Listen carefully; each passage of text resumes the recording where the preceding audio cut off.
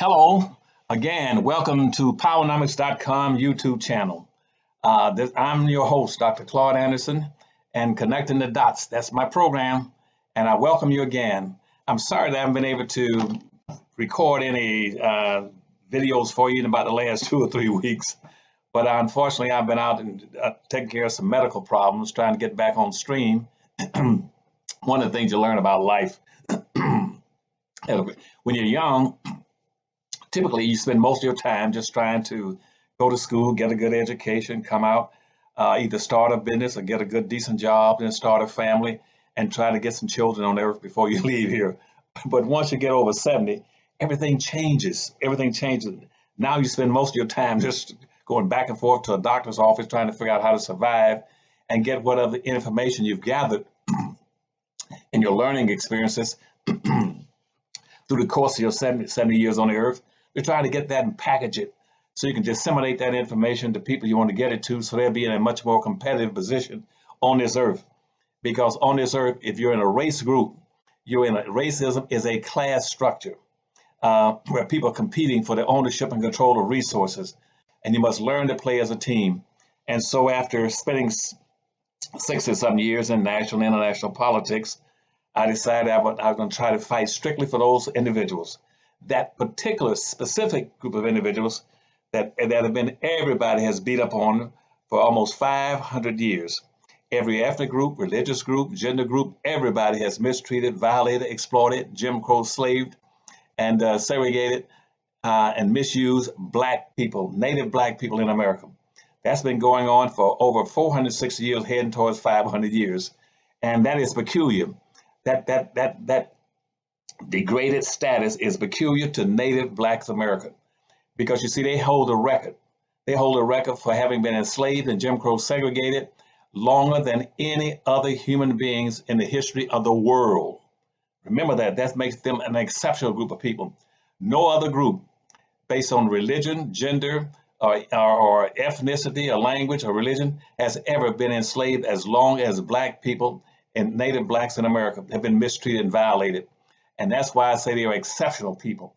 And that's why I make sure that it's strictly real important that you always remember they call them native Black Americans.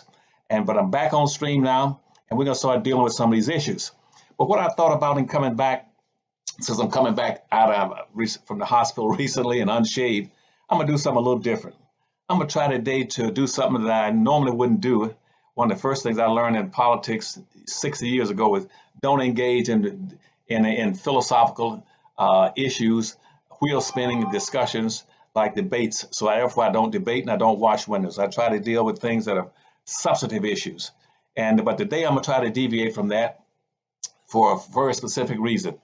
I'm going to try to have a Q&A with you today to try to pick up on some things that I read in coming back, where out of the hundreds of thousands of letters I've gotten, I picked up about 3 or 4. I'm going to respond to these issues. I'm going to do something I should never do, but I'm going to try it for the first time. I'm going to try to respond to some comments that were made about some of our previous commentaries, and we're going to go through those. And on our program called Connecting the Dots. Remember that, connecting the dots, and that is extremely important in how you perceive yourselves and how you analyze conditions. So I picked about 3 or 4 things I'm going to talk about. First, I'm going to talk about them in 2 ways. First in part 1 and secondly in part 2. But I want you all to understand the gravity of what these individuals said in their commentaries back to me, to show you the depth of them and the magnitude of the levels of ignorance and naivete that is peculiar to a lot of people in our society. I'm going to pick a couple of them out to show you how people either within our race or outside our race both got the same objectives. You got some people inside the Black race that can do everything humanly possible to demonstrate self-hate and to try to make sure that they find some way that they can escape by not being Black or being associated, identified with anything associated with being Black. And you got other people that would make commentaries. It says, just like those inside your race that want to escape, outside your race, we're going to try to lock you in and make sure you stay in there too, because this is a competitive situation. The status quo does not want anything to change pertaining to Black folk. And so we're going to pick a couple of them. And how we're going to go, I want you to do what I want you to do now. Let's take it from an analytical standpoint. One of the things I used to enjoy doing when I taught at various universities, like Florida University in Florida, or Bowie State University in Maryland, or when I was over education for the state of Florida, or when I was teaching at Wayne County Community College or Wilson Community Colleges. I enjoyed teaching Black people to be analytical. And because if you don't, you got problems. So what I'm gonna do this morning is try to let me molest your intelligence for a few minutes this morning and show you what I'm going to try to do when I say I want you to be analytical. I don't know how many of you might have this book called Powernomics, um, the National Plan to Empower Black Americans. Now, if you have that book, what I want you to do is to go over to page 32 and 33. Now, for those who don't have the book, I want you to track us. So what I'm going to do, I'm going to molest your intelligence to try to read something to you. This is very important, and I'll start to analyze the inappropriate behavior pattern of people inside our race and those who are outside. And let me read it to you, starting on page 32. It says here that it's been said that the epitome of madness is to do those same things over and over again while fully expecting things to somehow change. We've spent centuries seeking out civil rights and social acceptance, and therefore, and yet nothing has changed. And what it's saying here is that we got to do something that's totally different. And we must look at the situation how? By learning how to connect the dots. Now, if you go down to the second paragraph, it says, following the line dot puzzle illustration that I have on page 33. And what I'm saying to up there is that you just take an analytical way, make 3 rows of 3 dots. 3 rows of 3 dots. That means 1, 2, 3, 4, 5, 6, 7, 8, 9. Now, if I were to tell you right now, connect those dots for me, just like Dr. Anderson talks about on connecting dots. But I want you to draw a line through all those dots without taking the pencil off the paper, and hit every dot, connect them all together. And what you'll find in doing that is that it's impossible to do unless you do one thing that's very important. You got to be able to go outside that box. Go outside the box. And this is what I call thinking outside the box to be able to solve that puzzle. And if I were to show you this, you probably won't be able to see it in the book how I illustrated it to you. We put it up to the screen right here. See this? It shows you how you can connect draw 4 lines and connect all those dots. If you go outside and think outside the box, you can connect the dots. Well, that's what I talk about in my commentaries. You cannot understand or change things in Black folk and race matters because they're locked in, they're cemented, they're protracted, people have engaged in malpractice against Black folk so long that the abnormal has become the normal. The wrong has become the right. That's why the conditions are not changing for Black folk unless we begin to start thinking outside the box. And so what I'm going to do when I start reading some of these things to you this morning, out of 3 or 4 little examples I took from comments made on my commentaries, and I want you to think about, are they thinking inside the box or thinking outside the box? Like, for instance, let me pick one. I picked about 2 or 3, and I'm going to try to answer them. One here, it says, Dr. Anderson, some of us are confused by your message. Somehow you're telling them not to vote at all, are we suppressing our own votes? What I'm hearing is that if you don't have a candidate who's given us benefits to start our party, what some are saying, that doesn't make any sense. Why are we giving up our vote? Are we suppressing our own vote? Let me get you straight and eradicate any confusion. I'm not asking you to suppress your vote. Voting is a magnificent thing in a democracy, but you must understand it is totally useless and wasteful if you don't stick with the original intent and purpose of playing politics. And big politics is a simple process that defines who's going to get what benefits out of life. It came from a process that started in France in about 1500 called politicade, which means politics is based on some very simple premise, is that deciding who gets the benefits is based on a simple premise of quid pro quo. One hand washes the other. You scratch my back, I scratch yours. You vote for me and put me in office, I owe you.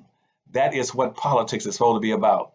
which means that any individual who's going to engage in the game of politics that does not say a demand that he gets special benefits for himself, his family, and his race, he is playing a game where he's designing to work against his own best interests by voting for someone who has no concern about that individual voter. So I tell you, no, I'm not going to suppress your vote. You're suppressing your own vote if you vote for somebody that has no interest in your welfare, your well-being. You are assisting them. You're assisting them. You're enabling them to keep you subordinated in the system. Right now, Black folk are outside and underneath the system. They've never been a part of the mainstream. And so when you go to the polls to vote, before you vote, you must say, what is that individual I'm voting for going to do specifically for me and my race? What am I going to get if I vote for him? And if they have not told you, then you bring that individual into your community and say, you tell me very specifically, if I vote for you, what am I going to get for my vote? Since politics is a process that designates or designs or dictates who's going to get what benefits, you say, what are you going to do for the Black people? And now you need to know this, never in the history of this nation has any Black person or has a Black race gone specifically into a presidential candidate and say, here's what we want singly and solely for Black folk. We don't care about what you do for everybody else in the country, because everybody else in the country is not an exceptional group of people. We are the exception. We're the only people. Native Black Americans are the only people in this nation who are in a nation of immigrants. They are the only non-immigrants. They're the only people that were denied all the rights and privileges that everybody else got by coming into the country as an immigrant. Black people never got a chance to get the benefits of playing politics, because see, in the Constitution, it's embedded how Black folk are to be treated. And it says very specifically that you are property, that you're not human beings. You're 3/5 of a human being. You're not citizens. So consequently, you're not entitled to anything. That's in the Constitution, in the first Constitution, from 1 through 12, the first 1 through 12 amendments. That's why you're different.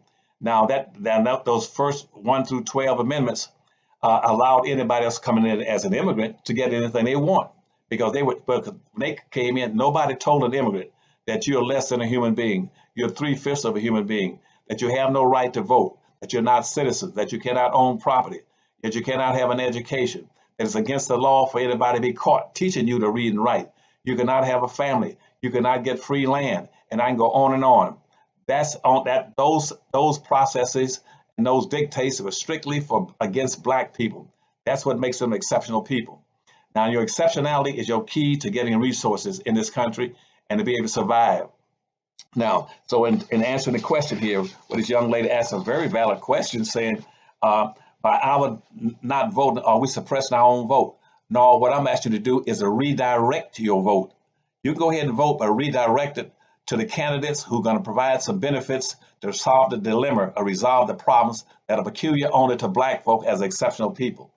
Now, if no candidate would take that on, you tell them no resolutions to our problems, no votes. Then what you do is you meet with as many of your people as possible, call them together, and start thinking very seriously about having a Black independent party across the nation. You set up your own Black independent party, and you designate what you think should be the issues in a national election, and push it and demand that other people respect it.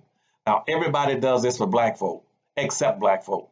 Now, when I was running candidates for presidents of the United States, for Jimmy Carter campaign, with Bill Clinton's campaign as a president, when I ran a campaign for attorney generals and governors and state legislators, every group that came to me, they had some very specific demands on what they wanted from a candidate to get their votes. Jews would come and say, here's what we want.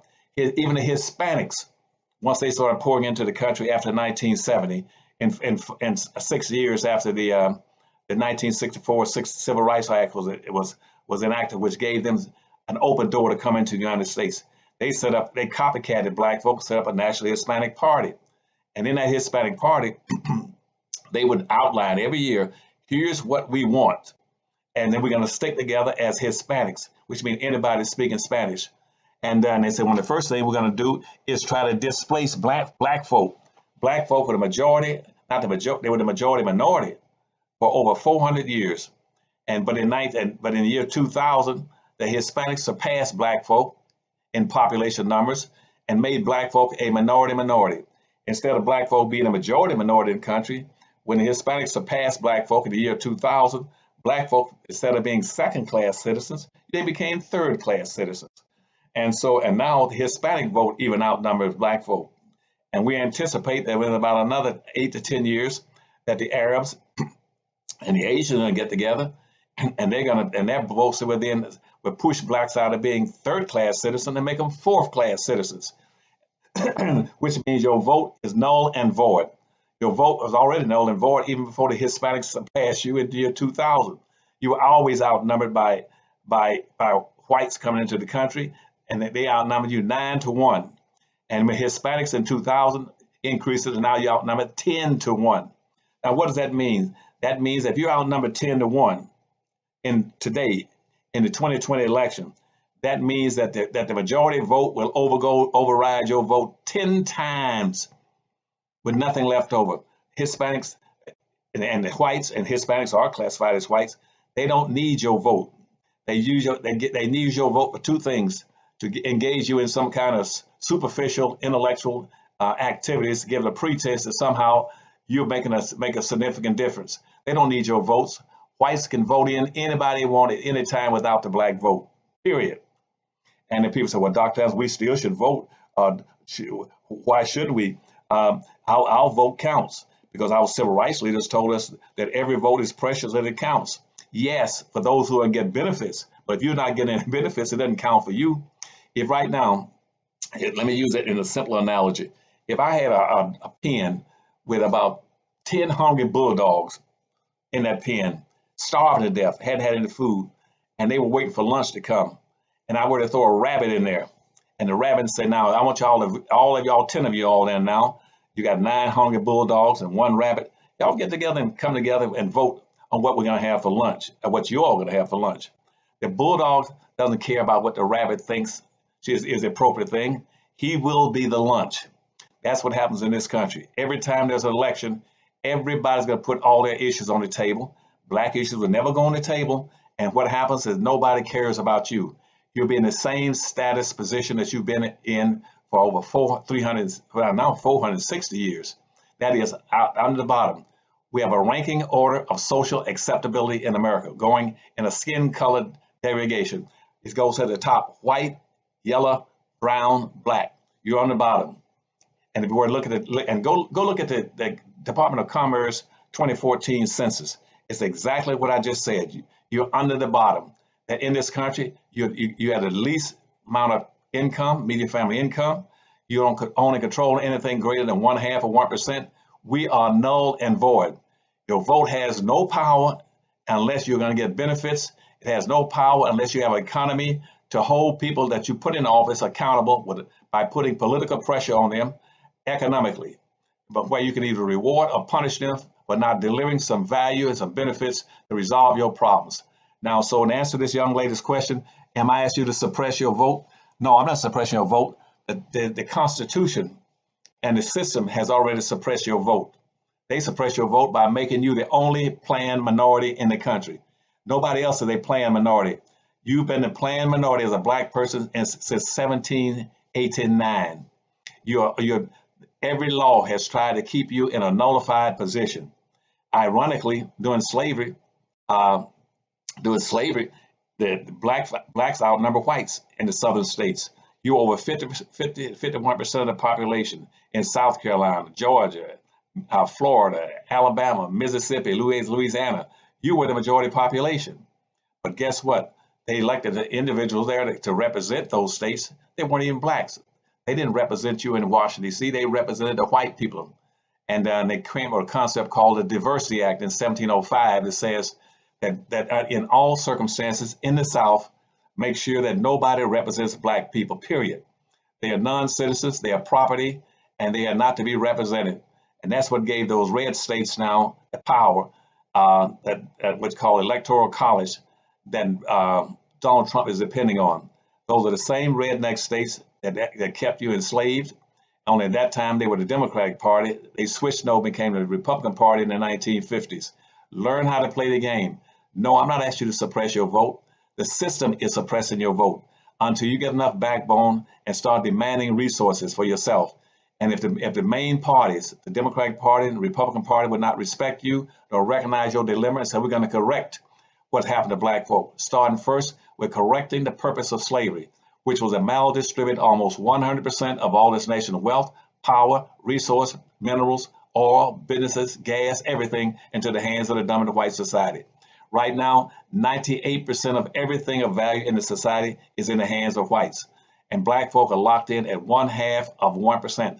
That is exactly where you were in 1860 at the end of the Civil War. So when you start voting, make sure you vote for benefits. Don't let any civil rights leaders tell you to go there and vote just to exercise a right. You don't go to vote to get exercise, you go to get benefits. Remember that. You vote to get benefits. If nobody promised you nothing, that's exactly what you're going to get is nothing. I thank you and tell the young lady again to send it in that no, I'm not asking you to suppress your vote. I'm saying to redirect your vote to those who are willing to carry your water and do something to help your people resolve a protracted problem that is the legacy of slavery, 360 years of slavery, another 100 years of Jim Crow segregation, and another 50 years of benign neglect. If you're not going to correct your problem, come up with your own party and vote and take care of yourselves.